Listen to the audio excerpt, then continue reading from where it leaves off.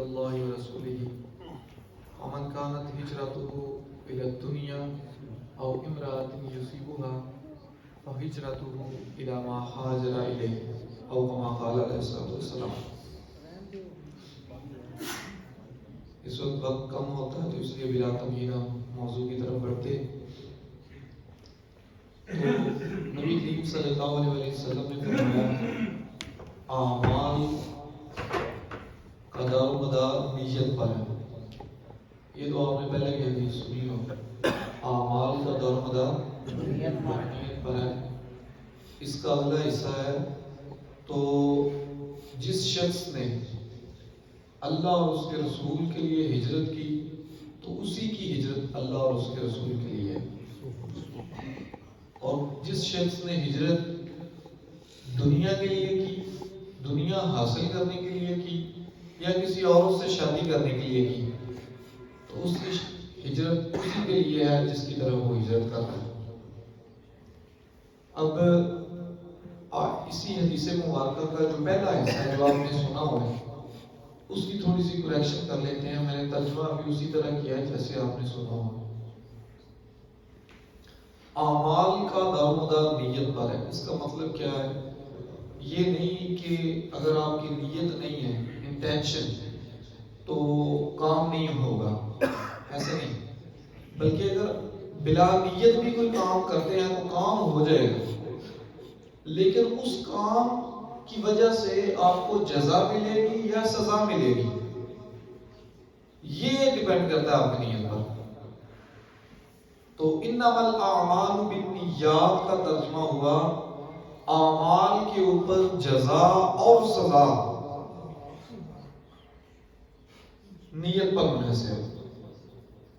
یعنی صرف عمل نہیں. فار ایگزامپل ایک بندہ گن صاف کر رہا تھا تو اس کی نیت تو نہیں کسی پہ شوٹ کرنے کی, لیکن وہ اپنی صفائی کے لیے کر رہا ہے تو اچانک سے وہ فائر ہو جائے تو کسی کو لگ جائے گولی تو وہ بندہ مرے گا نہیں.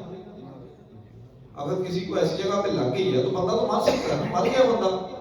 تو اب وہ یہ تو نہیں کہے گا کہ میری نیت نہیں تھی تو کام نہیں ہونا چاہیے. کام تو ہو گیا بھائی, نیت اگرچہ تمہاری تھی یا نہیں تھی, بندہ مر گیا.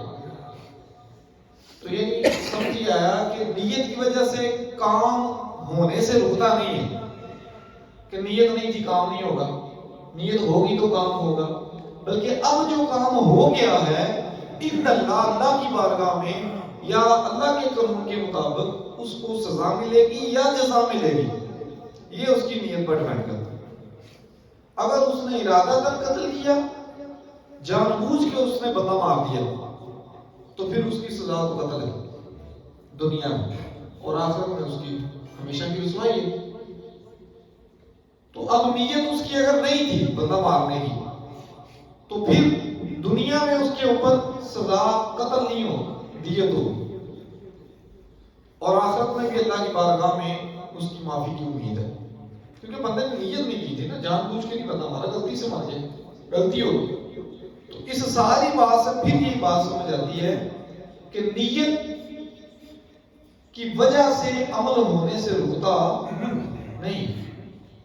نیت نہ بھی ہو تو عمل ممکن ہے کہ ہو جائے, لیکن اس عمل کی وجہ سے اب بندہ کہاں کھڑا ہے, اللہ کی بارگاہ میں منظور ہے یا مردود ہے, یہ اس کی نیت پر منحصر ہے.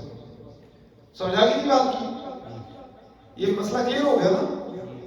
اعمال کا دار و مدار نیت پر نہیں, اعمال کے اوپر جزا اور سزا کا. یہ مقدر ہے چیز, مطلب اگر کوئی علمی حوالے سے جانتا ہو اس چیز کو تو یہ پوشیدہ ہے. سامنے لفظ لکھے ہوئے نہیں عربی میں, لیکن عربو کا ایک انداز ہوتا ہے اور یہ کلام کا حسن ہوتا ہے کہ کچھ چیزیں جو ہے نا وہ بیان کی جاتی ہیں اس طرح کہ ان کے اندر جو چیز مفہوم ہوتا ہے وہ لفظوں میں نہیں رکھا جاتا. تو یہ عربی زبان کا ایک حسن ہے, وہ اس کی فصاحت و بلاغت سے تعلق رکھتا ہے. تو اعمال کے اوپر جزا اور سزا کا, بولیے, اعمال کے اوپر جزا اور سزا کس پر منحصر ہے؟ نیت پر. سمجھ گئے یہ؟ اب نیت کیا ہے؟ ابھی ہم نماز پڑھی, اس کے علاوہ ہم کوئی اور کام بھی کرتے ہیں تو کہتے ہیں جی نیت کر لینی چاہیے. نیت ہوتی کیا ہے؟ نیت دل کے ارادے کو کہتے ہیں. نیت دل کے ارادے کو کہتے ہیں. لفظوں میں بولنا نیت کا حصہ نہیں ہے. یہ وہ جو کہا جاتا ہے نا کہ نماز کی نیت کر لیں، جنازہ کے لیے نیت کر لیں، تو یہ دراصل لوگوں کی توجہ حاصل کرنے کے لیے کہا جاتا ہے کہ اگر کسی بندے کا ابھی ذہن پورا بنا نہیں ہے نا، تو جب منہ سے بولے گا تو اس کا دھیان ہو جائے گا یار میں تو نماز کے لیے ہوں، تو پھر وہ دائیں بائیں کے خیالات نکال دیں. یہ علماء نے صرف اس لیے کہا ہے تاکہ بندے کا خیال ادھر بن جائے اور اس کو پتہ چل جائے میں جنازہ گاہ میں کھڑا ہوں، میں اللہ کے گھر مسجد میں کھڑا ہوں اور میں یہ کام کرنے لگا ہوں. اور پھر وہ جو ہے وہ باقی معاملات کی طرف سوچ بچار کرنا بند کر دیں، تو اس کو پتا ہو کہ میں کہاں کھڑا ہوں. تو وہ اس لیے اس کو حاضر کرنے کے لیے دماغی طور پر، جسم تو اس کا حاضر ہے، تو دماغی طور پر حاضر کرنے کے لیے اسے منہ سے کہلوانے کو علماء نے یہ کہا. تو اس لیے یہ کہا جاتا ہے. ورنہ اگر کوئی بندہ منہ سے نہ بھی کہے نا اور اس کی نیت ہو، دل کا ارادہ ہو کہ میں نماز فلاں کے لیے فلاں امام کے پیچھے، یہ تو ٹھیک ہے، ہو گئی ہے نیت.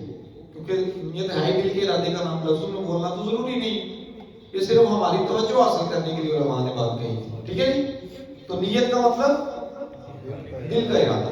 تو اب نبی کریم صلی اللہ علیہ وسلم کی اس فرمان کی طرف پھر لوٹتے ہیں کہ اعمال کے اوپر جزا اور سزا کس بات پر منحصر ہے؟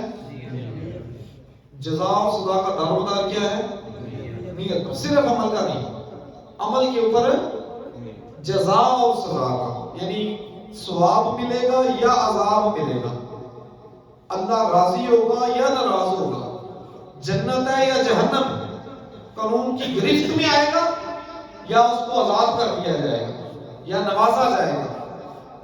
اس کا دار و مدار کس بات پر ہے؟ نیت پر. نیت ٹھیک ہے تو اللہ کی بارگاہ میں منظور ہے، اور اگر نیت خراب ہے تو مردود ہے. سمجھ گئے بات کو؟ اسی بات کی تشریح کے لیے نبی کریم صلی اللہ علیہ وسلم نے اسی حدیث پاک کا اگلا حصہ ارشاد فرمایا ہے کہ اگر کوئی شخص اللہ اور اس کے رسول کے لیے ہجرت کرتا ہے فَهِجْرَتُهُ إِلَى اللَّهِ وَرَسُولِهِ، تو اس کی ہجرت ہی اللہ اور اس کے رسول کے لیے. ہجرت بڑا مشکل کام ہے، بہت مشکل کام ہے. اپنا گھر بار، اپنا علاقہ، اپنے دوست احباب، وہ جگہ جن سے بندہ کو پیدائشی طور پر محبت اور انسیت ہوتی ہے، جہاں پہ بندہ پیدا ہوا پلا بڑا، وہاں پہ تو ایک ایک چیز کے ساتھ بندے کو لگاؤ ہوتا ہے. میرے ایک دوست ہیں، وہ ہجرت کر کے آئے مقبوضہ کشمیر سے موجودہ کشمیر میں، آزاد کشمیر میں. تو وہ ایسے ہی ایک دفعہ میری ان سے بات ہوئی، میں نے کہا آپ کو وہ جو بچپن میں آپ آئے تھے وہاں سے وہ علاقہ یاد ہے؟ کہتے ہیں مجھے تو اس علاقے کی جو چیونٹیوں کی بلیں ہیں مجھے وہ بھی یاد ہیں اور آنکھیں بھر ہیں. مطلب بندے کو فطرتی طور پر جہاں پہ اس نے وقت گزارا ہو اس علاقے سے، اس خطے سے محبت ہوتی ہے، تو بندہ نہیں بھولتا.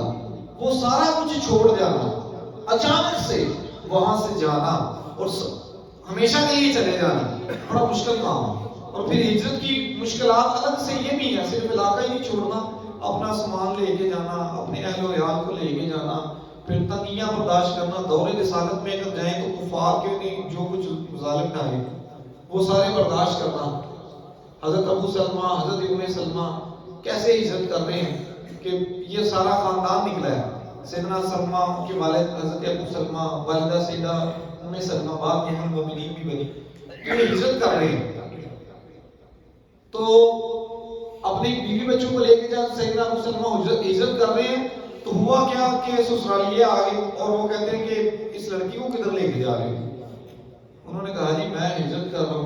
میں کہا جی ہجرت کرنی ہے تو تم کرو نا، یہ تو ہمارے قبیلے کی ہے، کدھر جا رہے ہو؟ ادھر واپس کرو ہمارے بیٹے.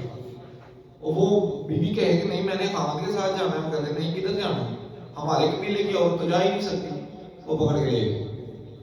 اب ان کے اپنے قبیلے، یہ بھی پریشان ہی تھے کہ اپنے قبیلے والے آئے ہو، تو کدھر جا رہے ہو؟ ہجرت کر رہا ہوں. کدھر جا رہے ہو؟ ہجرت کر رہا ہوں. اچھا تم کر رہے ہو تو تم کرو نا، یہ بچہ تو ہماری نسل ہے، یہ تو نہیں جا سکتا، اس کو نہیں جانے دیں گے. اور انہوں نے وہ دباؤ ڈال کے بیٹا بھی چھین لیا، چھوٹا بچہ. اب ماں ایک قبیلے میں، بیٹا دوسرے قبیلے میں اور باپ سفر میں. اب تینوں کی حالت دیکھو نا کیا ہوگی. ساز و سامان چھین لیتے، بیوی بچے تک چھین لیتے. یہ ہے ہجرت. اب روزانہ حضرت ام سلمہ بھی مدینہ کے باہر مکہ کے باہر دیکھتی ہیں، حضرت ابو سلمہ بھی باہر نکل کے دیکھتے ہیں. بیٹا بھی اپنی جگہ پہ پریشان ہے، دکھی ہے، رو رہا ہے، نہ ماں ہے نہ باپ ہے. تو اس حالت کے اندر جب بندہ اللہ اور اس کے رسول کے لیے نکلتا ہے تو وہی اللہ اور اس کے رسول کے لیے. اتنی تکالیف برداشت کر کے بھی اگر بندہ ایک علاقہ چھوڑ کے جاتا ہے کہ میں دنیا پار ہوں، وہاں پہ میرا بزنس اچھا ہو جائے گا، وہاں پہ مجھے یہ مل جائے گا، وہ مل جائے گا، تو اس کو وہ ملے گا، اللہ کی طرف سے کچھ نہیں ملے گا. کیونکہ ہجرت کا ثواب بہت بڑا ہے. ہجرت کا ثواب اتنا بڑا ہے جیسے ہجرت بندے کو اس طرح پاک صاف کر دیتی ہے جیسے بندہ ابھی پیدا ہو، سارے گناہ مٹا دیتی ہے. اور یہ گناہ تب بھی مٹیں گے اگر اس کی نیت اللہ اور اس کے رسول صلی اللہ علیہ وآلہ وسلم کے لیے. اور اگر نیت درست نہیں ہے، وہ کسی دنیاوی مقاصد کے تحت کوئی مال حاصل کرنے کے لیے، کوئی عہدہ حاصل کرنے کے لیے یا کوئی ایسی چیز کے لیے ہجرت کر رہا ہے، تو بھائی اس کو وہ کام نہیں ملے گا جس کی وہ بعد میں کلیم کرے کہ میں نے تو ہجرت کی تھی. اور اگلا حدیث پاک ہے کہ اگر کوئی بندہ ہجرت اس لیے کرتا ہے کہ دنیا پائے یا کسی عورت سے شادی کر لے، تو اس کی ہجرت اسی لیے جس کی طرف وہ جا رہا ہے. ایک بندہ تھا، دراصل اس شان ورود اس حدیث پاک کا یہ ہے کہ ایک بندہ تھا، وہ کسی عورت سے شادی کرنا چاہتا تھا مکہ میں. تو عورت مسلمان ہوگی، تو اس نے کہا کہ میں تم سے شادی کرنا چاہتا ہوں. تو اس نے کہا کہ میں تو کر رہی ہوں ہجرت، اگر تم نے مجھ سے شادی کرنی ہے تو مدینہ آ جا. پہلے وہ آ نہیں رہا تھا، اب وہ آ گیا مدینہ. تو جب وہ مدینہ شریف پہنچا تو پھر لوگوں کے اندر یہ، اس عورت کا نام تھا ام قیس. تو جب وہ مدینہ پہنچا تو لوگوں میں بھی یہ مشہور ہو گیا کہ یہ مہاجر ام قیس ہے، یہ ام قیس کا مہاجر ہے. یعنی اللہ اور اس کے رسول کا مہاجر نہیں. سمجھ گئے؟ تو اتنی صحبتیں، یہ سارا کچھ برداشت کرنا، اگر اس میں نیت اچھی نہیں تو پھر اللہ کی طرف سے ریوارڈ نہیں ہے، انعام نہیں.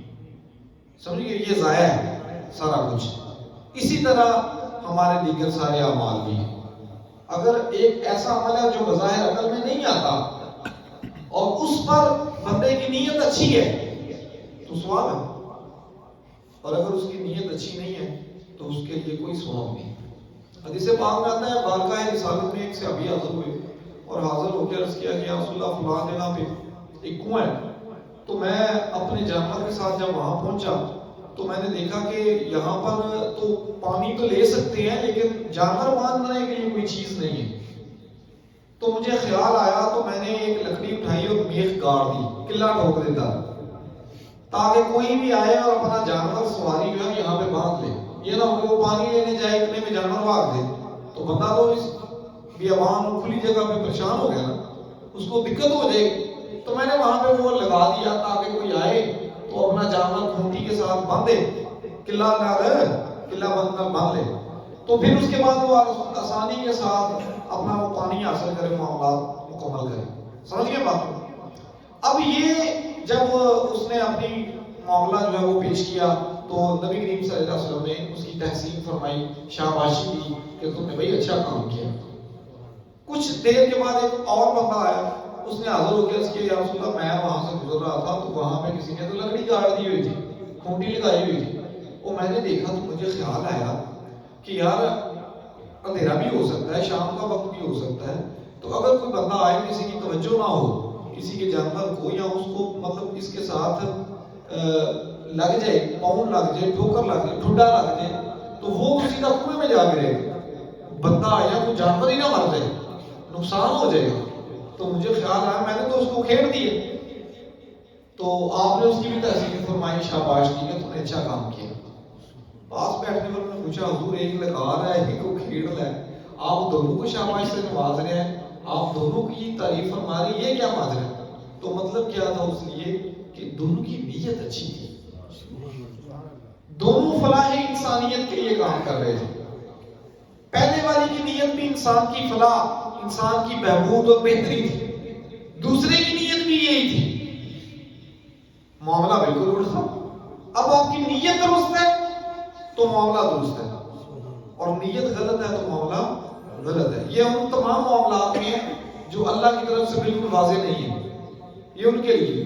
اب اگر کوئی یہ بندہ اس وجہ سے کہے کہ نماز پڑھنے میں اس واسطے نہیں جاتا ایویں رش پہ جائے کسی اور مطلب مسجد سے جگہ ہی نہ لبے تو میں گھر ہی رہ لینا، وہ یہ نہیں نیت.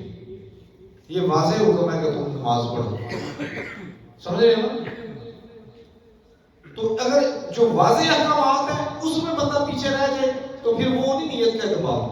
جو اللہ تعالیٰ نے مقرر کر دیا وہ واضح کر دیا کہ یہ معاملہ اس طرح ہی کرنا ہے، اس میں نہیں آپ کی نیت خیال کی جائے گی. جو معاملات ایسے ہیں کہ جن میں واضح حکم نہیں ہے، اب یہاں پہ کھوپڑی لگانی تھی، قلعہ لانا سی یا نہیں سی لانا، تو اب یہ بندے کی نیت پر منحصر ہے. اب وہاں پہ غلطی کرے گا تو گناہ ہوگا، اور اگر اچھی نیت لے کے جائے گا تو ثواب ہوگا. کچھ لوگ ہوتے ہیں نا کہ وہ جی میں نے یہ معاملہ تو اس لیے نہیں کیا. ہمارے مجھے یاد ہے گاؤں میں تھا تو ایک بندے نے داڑھی نہیں رکھی ہوئی تھی، بزرگ تھے، چھوٹی چھوٹی داڑھی رکھی ہوئی تھی. نماز پڑھ کے نکلے تو ایک بندہ، پرانی بچپن کی بات، تو ایک بندہ کو کہنے لگا بزرگوں آپ نماز پڑھتے ہیں، تراویحیں بھی پڑھتے ہیں، اور وہ چچا جی جو بزرگ آدمی تھے وہ روزانہ تراویحیں گنتے بھی تھے. اور اس دن بھی انہوں نے یہ بات کی آج اتنے 100 اتنی تراویحیں ہو گئی روزانہ کی. اب 20 تراویحیں پڑھتے تھے اور وہ ساتھ کاؤنٹ بھی کرتے تھے، آج 20 آج 40 آج پہاڑا سمجھو پورا 19 کا پڑھتے تھے ساتھ، اتنی تراویحیں ہو گئی. تو اس نے کہا کہ بزرگوں آپ نماز بھی پڑھتے ہیں، سارے معاملات کرتے ہیں، تو داڑھی بھی بڑھا لیں، سنت کے مطابق کر لیں. آگے سے بابا جی کہتے ہیں تساں تے لائی نبی کریم صلی اللہ علیہ وسلم نال ضد کہ جنی انہاں رکھی میں بھی اونی رکھنی، تو میری کوئی ضد میں تو نہیں اونی رکھ سکتا. اب یہ نہیں بھائی، اس طرح نہیں، چور دروازہ نہ تلاش کرے، اس میں واضح حکم ہے. جب ایک حکم آ گیا، عمل آ گیا، تو اس میں آپ نیت کو لے کے مت کیا کریں کہ بھئی یہ میں کام اس طرح نہیں کروں گا. وہ تو واضح حکم ہے نا جی، جو صحابہ کرام سے مروت چلا آ رہا ہے. اللہ کے رسول نے داڑھی رکھی، سنت ہے، صحابہ کرام نے رکھی، اس کا پورا طریقہ چلا آ رہا ہے، امت اس پر چلی آ رہی ہے. اب اس میں نہیں کریں گے کہ یار میں میری کہڑا کوئی ضد ہے اللہ کے رسول نے تساں ضد لائی. اب اس نے داڑھی رکھنے والوں کو الٹا جواب دے دیا. ٹھیک ہے، تو اس طرح نہیں کیا جائے. تو اب نیت کا چونکہ اعتبار ہے تو اس لیے نیت بڑی اہم چیز ہے ہمارے معاملات میں.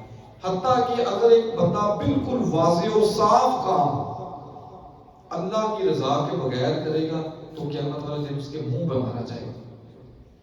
میں اس کی مثال دیتا ہوں حدیث پاک سے. نبی کریم صلی اللہ علیہ وسلم کے فرمان کے مطابق قیامت کا دن ہوگا، ایک بندہ بارگاہ ربوبیت میں حاضر ہوگا اور اللہ پوچھے گا کہ میرے بندے میرے لیے کیا لایا ہے، تو وہ کہے گا کہ میرے مالک ساری زندگی قرآن کی خدمت کی ہے، قرآن پڑھا، قرآن پڑھتا رہا ہوں، خوبصورت آواز سے تم نے نوازا تھا، اس کے ساتھ دل لگا کے قرآن پڑھتا رہا، تو یہ میری زندگی تو ساری اس میں بسر ہوئی ہے. اللہ فرمائے گا تو نے قرآن اس لیے پڑھا کہ لوگ کہیں کہ واہ کیا بات ہے، سرور آ گئے، کیا ہی خوبصورت آواز ہے، کیا ہی دل میں اترنے والی آواز ہے. تو تم نے لوگوں کو خوش کرنے کے لیے، لوگوں کو راضی کرنے کے لیے، واہ حاصل کرنے کے لیے قرآن پڑھا، اٹھاؤ اس کا پڑھا ہوا اس کے منہ میں مارو، جہنم میں پھینک دو.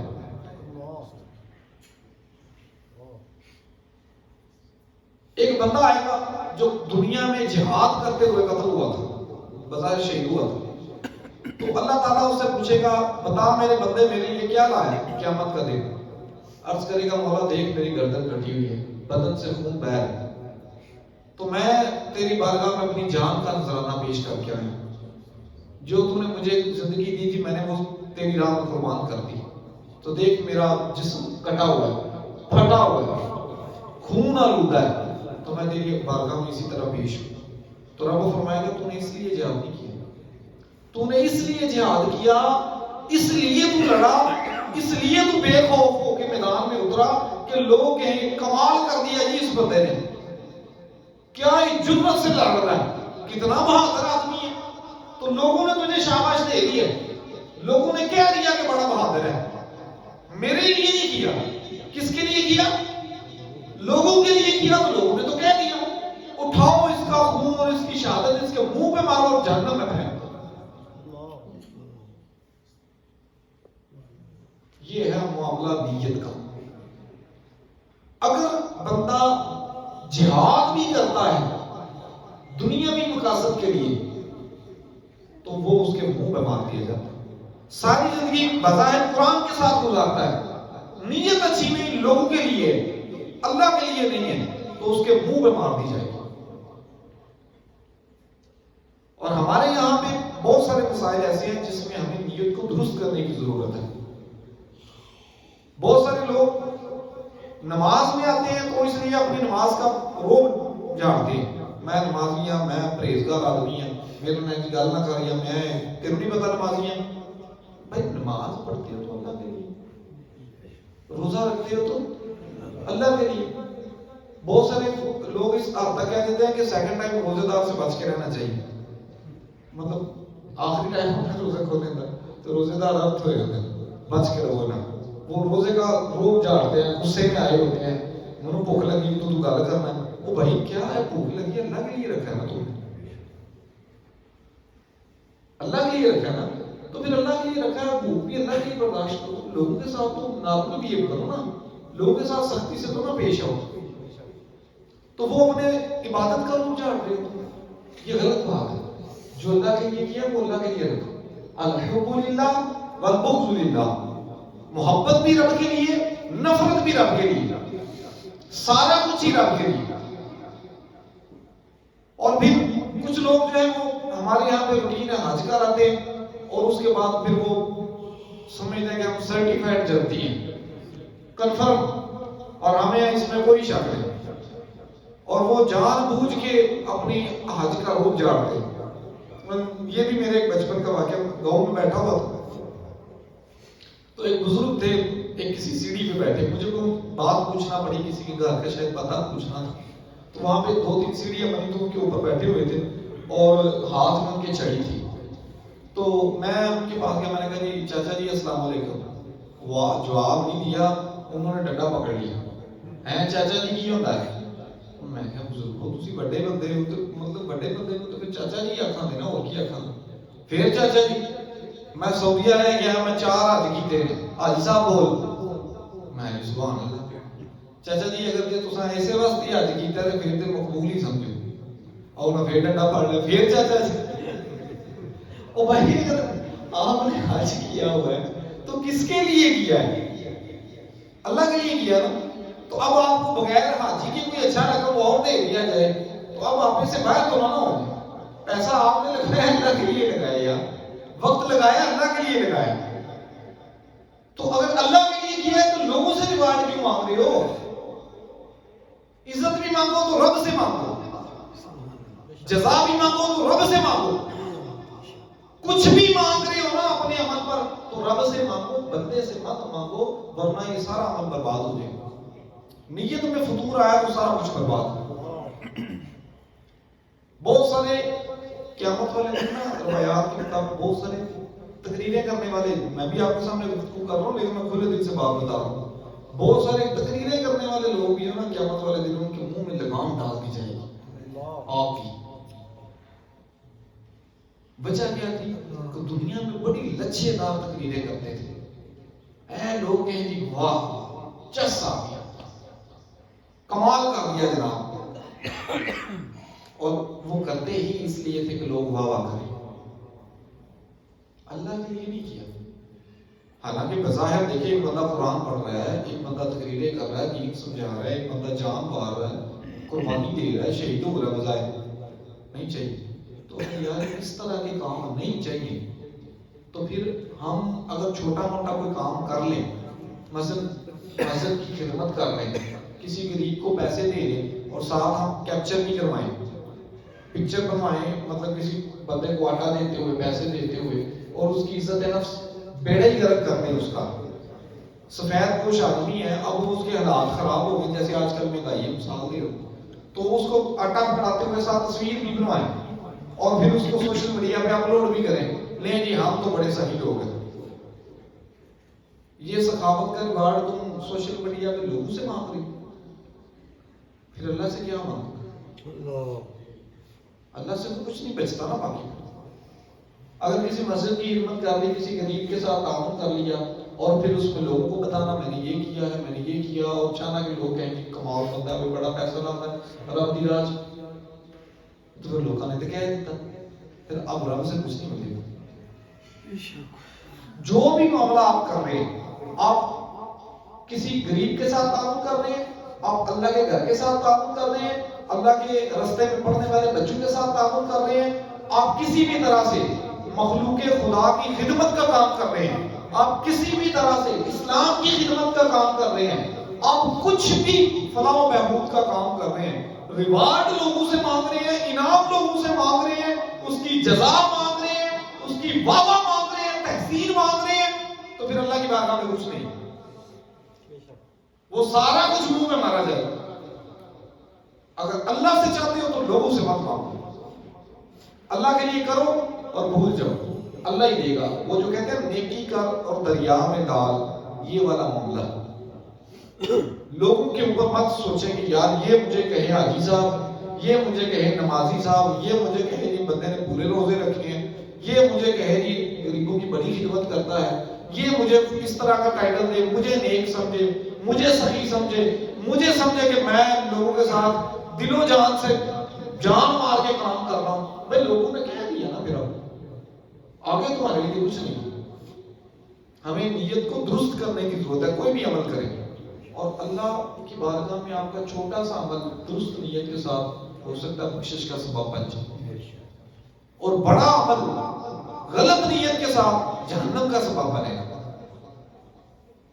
چھوٹا سا عمل آپ رستے سے کنکر ہٹا دیتے, آپ رستے سے کانٹا ہٹا دیتے.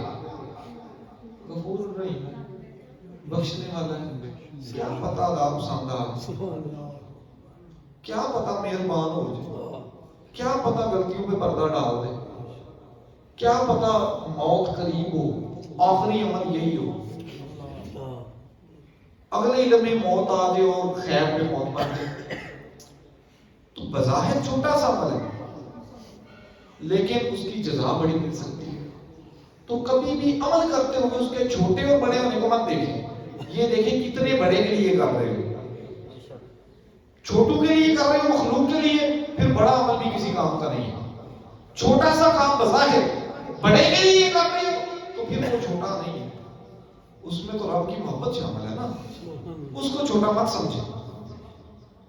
تو ہمیشہ جس سے ریوارڈ چاہیے اس کو دیکھیں کہ وہ کتنا بڑا ہے, اس کے بڑے ہونے کو نظر میں رکھیں, کام کے چھوٹے بڑے ہونے کو نظر میں نہ رکھیں. جو بھی کام کرتے ہیں اللہ کے لیے کریں. کبھی ذہن میں مت رکھیں کہ میں یہ کام کر رہا ہوں, میں وہ کام کر رہا ہوں, اس کے لیے لوگ مجھے کہیں کہ اتنے سال سے یہ مدرسے کی خدمت کر رہا ہے, اتنے سال سے یہ غریبوں کے گھر میں راشن تقسیم کر رہا ہے, اتنی زیادہ بیوہ عورتوں کے سر پہ اس نے ہاتھ رکھا ہوا ہے, اتنی زیادہ یتیموں کے سر پہ ہاتھ رکھا ہوا ہے, اتنے زیادہ معاملات اس کے درست ہیں, اتنے لمبے عرصے سے نمازیں پڑھ رہے ہیں, اتنے زیادہ حج کیے ہوئے ہیں, اتنا زیادہ قرآن پڑھ رہا ہے, کچھ بھی نہیں اگر آپ کی نیت اللہ اور اس کے رسول کے لیے نہیں. آپ کا ارادہ ہمیشہ کے لیے رب کے لیے رہنا چاہیے. شیطان بڑا بہکاتا ہے, شیطان بہت زیادہ بہکاتا ہے, اس کے بہکاوے میں نہیں آنا, ورنہ سارا نیکی کا عمل ضائع ہو جائے گا. تو میں امید کرتا ہوں کہ یہ آج کی نشست کا جو مقصد تھا, حسن نیت, اور اس نیت کی وجہ سے معاملہ کہاں سے کہاں تک چلا جاتا ہے, وہ آپ کو سمجھ آ گیا ہوگا. اور میں دعا کروں کہ اللہ تعالیٰ مجھے اور آپ کو تمام اعمال حسن نیت کے ساتھ کرنے کی توفیق عطا فرمائے. ہم نماز پڑھیں, ہم روزہ رکھیں, ہم حج کریں, ہم زکات دیں, ہم کسی غریب کے ساتھ تعاون کریں, ہم کسی کی خیر خواہی کریں, بھلا چاہیں, کسی کے دکھ میں شریک ہو جائیں, کسی کا غم غلط کرنے کے لیے کوشش کریں, اور کسی کا سہارا بن جائیں. اللہ ہمیں حسن نیت سے نوازے. بظاہر ایسا کام جو مسجد کا نہیں ہے, بظاہر ایسا کام جو دین کا نہیں ہے, اس میں حسن نیت شامل ہو تو وہ بھی کمال ہے. مثال کے طور پر ایک بندہ روڈ اس لیے بناتا ہے کہ اللہ کے بندے جو ہے نا وہ رات کا وقت ہوتا ہے, بارش کا موسم ہوتا ہے, تو اگر وہ کسی کو ٹھوکر لگی تو بندہ گر سکتا ہے، زخمی ہو سکتا ہے، کوئی مر سکتا ہے، کسی کو پریشانی ہو سکتی ہے، تو یار روڈ بنا دیتے ہیں آسانی ہو جائے گی، تو وہ مخلوق خلاق کی بہتری کے لیے کر رہا ہے، اس کا بڑا اجر ہے۔ بظاہر سڑک بنانا کو مطلب یہ تو نہیں ہے کہ اللہ نے قرآن میں کہا ہوا ہے کہ سڑکیں ہی بناتے جاؤ، ٹھیک ہے، ایک بندہ پل بنا رہا ہے تو وہ اس لیے بنا رہا ہے کہ یار ادھر کے لوگوں کو ادھر جانے میں بڑی مشکل پیش آتی ہے، ٹھیک ہے، تو آسانی کا مطلب طریقہ نکالتے ہیں، درمیان سے رستہ لوگ کشتی سے آتے جاتے ہیں یا اوپر سے گھوم کے آتے ہیں تو شارٹ کٹ بن جائے گا، تو بڑا اچھا ہے آسانی کا کام۔